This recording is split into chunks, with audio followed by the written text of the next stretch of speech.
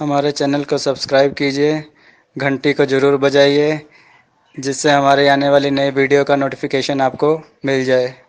जय श्री राम भक्तों आज हम कथा श्रवण करेंगे गुरु जी की शिक्षाओं का कैसे पालन किया जाए और उनकी शिक्षा पालन करने से हमें क्या लाभ होता है। आइए कथा श्रवण करें। किसी गांव में एक निर्धन व्यक्ति रहता था। बचपन में उसे पढ़ने लिखने का अवसर नहीं मिला। उसके दूसरे साथी पढ़ लिख गए। जब वह व्यक्ति जवान हुआ तो उसे अपने साथियों को देखकर बहुत दुख हुआ। वह सोचने लगा कि यदि वह पढ़ा होता तो आज दूसरे लोगों की भांति विचारवान होता। एक दिन वह व्यक्ति गांव के शिक्षक के पास गया। शिक्षक को दंडवत प्रणाम करके बोला, गुरुजी, मैं बचपन में पढ़ लिख नहीं सका, अतः मूर्ख रह गया हूँ। अब आप ही मुझे ज्ञान दीजिए। गुरुजी बोले, ज्ञान हमेशा सुपात्र को ही दिया जाता है। मैं तुम्हारी परीक्षा लूंगा। तुम 1 साल तक मेरे घर में रहो और खेती का काम करो। निर्धन व्यक्ति ने गुरुजी की बात मान ली। वह साल भर तक गुरुजी की सेवा में लगा रहा। गुरुजी उससे बहुत प्रसन्न हुए। साल बीत जाने पर उन्होंने उसे अपने पास बुलाया और कहा, शिष्य, मैं तुमसे बहुत प्रसन्न हूँ। मैं तुम्हें 3 शिक्षाएं देता हूँ। निर्धन व्यक्ति ने कहा, गुरुजी, आप कृपा करके अवश्य ही ये शिक्षाएं मुझे दीजिए। गुरुजी ने उस आदमी को शिक्षाएं देते हुए कहा, शिष्य, पहली शिक्षा यह है कि घी बहुत सारवान वस्तु है। दूसरी शिक्षा यह है कि राजा को रात में नहीं सोना चाहिए। और तीसरी शिक्षा यह है कि स्त्री जब हठी हो जाए तो उसे दंड अवश्य देना चाहिए। गुरुजी ये 3 शिक्षाएं देकर मौन हो गए। निर्धन व्यक्ति उन शिक्षाओं को याद करके गुरुजी के चरण छूकर अपने घर लौट आया। उसने विचार किया कि वह दूसरे लोगों को यह शिक्षाएं देगा और धन कमाएगा। ऐसा सोचकर वह देश देश में घूमने को निकल पड़ा। वह जहाँ भी जाता लोगों को अपनी शिक्षाएं खरीदने को कहता, किंतु किसी ने भी उसकी शिक्षाएं नहीं खरीदी। लोग उसकी बातें सुनते, उसकी हंसी उड़ाते हुए चले जाते। अपने इस हाल पर निर्धन व्यक्ति बहुत दुखी हुआ। वह सोचने लगा कि इस प्रकार तो वह भूखों ही मर जाएगा, अतः उसे राजा के पास जाना चाहिए। वह राज दरबार में चला गया। उसने राजा से कहा कि उसके पास बहुत कीमती 3 शिक्षाएं हैं। राजा ने उसे शिक्षाएं बताने के लिए कहा। निर्धन व्यक्ति ने अपनी तीनों शिक्षाएं राजा को बता दी। राजा बोला, मैं तुम्हारी इन शिक्षाओं की परीक्षा करके देखूंगा। यदि ये सच हुई तो तुम्हें बहुत बड़ा इनाम दूंगा। तुम तब तक दरबार में ही रहो। तुम्हारे खाने पीने ऐशो आराम की सारी व्यवस्था दरबार में की जाएगी। राजा निर्धन व्यक्ति की शिक्षाओं की परीक्षा करने लगा। पहली शिक्षा तो कुछ ही दिनों में ही सच हो गई, जब राजा शुद्ध घी खाकर और व्यायाम करके जल्दी ही स्वस्थ हो गया। अब दूसरी शिक्षा की बारी थी। राजा ने रात में सोना बंद कर दिया। वह वेश बदलकर राजधानी की गलियों में घूमने लगा। एक रात उसे एक स्त्री के रोने की आवाज़ सुनाई दी। वह उस स्त्री के पास गया और पूछा, तुम कौन हो और किस दुख के कारण रो रही हो? स्त्री ने उत्तर दिया, मैं इस नगर की देवी हूँ। कल आधी रात के समय इस राज्य का राजा मर जाएगा। मेरे दुखी होने का यही कारण है। राजा ने नगर देवी के समक्ष हाथ जोड़ते हुए कहा, देवी, मैं ही इस राज्य का राजा हूँ। आप मुझे बताइए कि मेरे प्राण किस प्रकार बच सकते हैं। देवी बोली, राजन, काल एक नाग के रूप में तुम्हें डसने आएगा। तुम अपने महल के दक्षिण द्वार पर 2 तालाब खुदवा लो। उनमें से एक तालाब में दूध भरवा दो और दूसरे में गन्ने का रस। उसके बाद रात होते ही उन तालाबों के पास बैठकर भगवान का भजन करने लगो।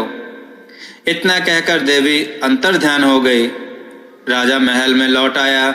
उसने सुबह होते ही तालाब खुदवा दिए और उनमें दूध तथा गन्ने का रस भरवा दिया।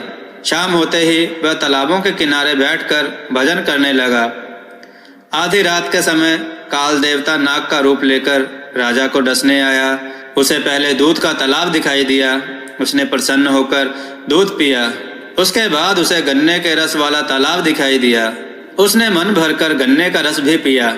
इसके बाद काल देवता वहीं सो गया। जब उसकी आंखें खुली तो सुबह होने वाली थी। वह राजा पर बहुत प्रसन्न हो गया। उसने राजा से कहा, मैं रात को तुम्हें डसने आया था, किंतु अब तुम्हारी मृत्यु नहीं होगी। मैं तुम पर बहुत प्रसन्न हूँ। तुम मुझसे मनचाहा वर मांगो। राजा ने काल देवता को प्रणाम करके कहा, हे देव, मुझे आप पशु पक्षियों और कीट पतंगों की बोली समझने का वरदान दीजिए। काल देवता ने कहा, ऐसा ही होगा, किंतु एक शर्त है, यदि तुम किसी से इस रहस्य को कहोगे तो तुम्हारी मृत्यु हो जाएगी। इसके बाद काल देवता चला गया। राजा ने निर्धन व्यक्ति की दूसरी शिक्षा की भी परीक्षा कर ली थी। अब तीसरी शिक्षा की बारी थी। एक दिन राजा और रानी खाना खा रहे थे। अचानक राजा की थाली से चावल का एक दाना नीचे गिर गया। कुछ देर बाद एक चींटी और एक मक्खी आ गई तथा दाना लेने के लिए झगड़ने लगे। चींटी बोली, हे मक्खी, तुम तो पंखों वाली हो, उड़कर किसी दूसरी जगह भी जा सकती हो, यह दाना मुझे दे दो। मक्खी ने कहा, मैं नहीं जाऊंगी, यह दाना मेरे हिस्से में आया है, मैं इसे अवश्य लूंगी, तुम कहीं और चली जाओ। चींटी और मक्खी के वार्तालाप को सुनकर राजा को बहुत जोर से हंसी आई। उसने चावल के उस दाने के पास ही एक दूसरा दाना गिराया। चींटी और मक्खी एक एक दाना लेकर चली गईं। राजा हंसते हुए भोजन करने लगा। रानी ने राजा से कहा, हे राजा, आप चींटी और मक्खी को देखकर इतनी जोर से क्यों हंसे? फिर अपने थाली से एक चावल का दाना क्यों गिराया? क्या आप इनकी बोली समझते हैं? मुझे यह रहस्य बताएं। यदि राजा रानी को रहस्य बताता तो उसकी मृत्यु हो जाती, अतः वह कुछ नहीं बोला। उसे चुप देखकर रानी नाराज हो गई। उसने राजा से रहस्य बताने के लिए फिर कहा। तब राजा बोला, रानी, सारी बातें बताने योग्य नहीं होती, मैं तुम्हें यह रहस्य नहीं बता सकता। यह रहस्य मेरे बीच में ही रहेगा, किंतु तुम इस बारे में कोई जिद ना करो मेरे से। रानी इस उत्तर से संतुष्ट नहीं हुई। उसका क्रोध और भी बढ़ गया। वह बिना कुछ कहे नदी में डूबने के लिए चल दी। राजा अपनी रानी को बहुत प्रेम करता था। वह भी उसके पीछे पीछे चल दिया। जब दोनों नदी के किनारे पहुंचे तो दूसरे किनारे पर एक लोमड़ अपनी पत्नी लोमड़ी को मार रहा था और कहता जा रहा था, क्या तुम समझती हो कि तुम जो भी कहोगी मैं वही करूँगा? क्या तुमने मुझे इस देश का राजा समझा है, जो अपनी रानी के मोह में अंधा होकर उसके पीछे पीछे चला आ रहा है? यदि उसका यही हाल रहा तो एक दिन वह अवश्य ही मर जाएगा। इसमें कोई संदेह नहीं, वह रानी के मोह जाल में जकड़ा हुआ है। वह अपनी प्रतिज्ञा भी भूल गया है। यह सुनकर राजा की आंखें खुल गई। वह रानी को नदी तट पर ही छोड़कर राजमहल लौट आया। जब रानी ने देखा कि राजा भी उस पर गुस्सा हो गया है और वह उसे नहीं मनाएगा, तो वह भी बेमन से लौट आई। राजा ने उस निर्धन व्यक्ति को दरबार में बुलाया और कहा, तुम्हारी तीनों शिक्षाएं सही हैं, अब मैं तुम्हें इनाम दूंगा। राजा ने उस व्यक्ति को बहुत सारा धन दिया और 2 गांव इनाम में दिए। वह निर्धन व्यक्ति धनी होकर अपने गांव लौट आया। सब गांव के लोग उसे देखकर बहुत प्रसन्न हुए, लेकिन वे दोस्त जो पढ़े लिखे थे उसे देखकर ईर्ष्या करने लगे, किंतु उसने उन्हें भी अपने पास बिठाकर वही शिक्षाएं दी, जिससे उन दोस्तों का उसके प्रति व्यवहार बदल गया और उनमें घनिष्ठ मित्रता हो गई। भक्तों, अगर आपको यह कथा पसंद आई हो तो कमेंट में जय श्री राम अवश्य लिखें और इस कथा को अधिक से अधिक शेयर करें और हमें इंस्टाग्राम पर फॉलो करें, जिसका लिंक डिस्क्रिप्शन में दिया गया है।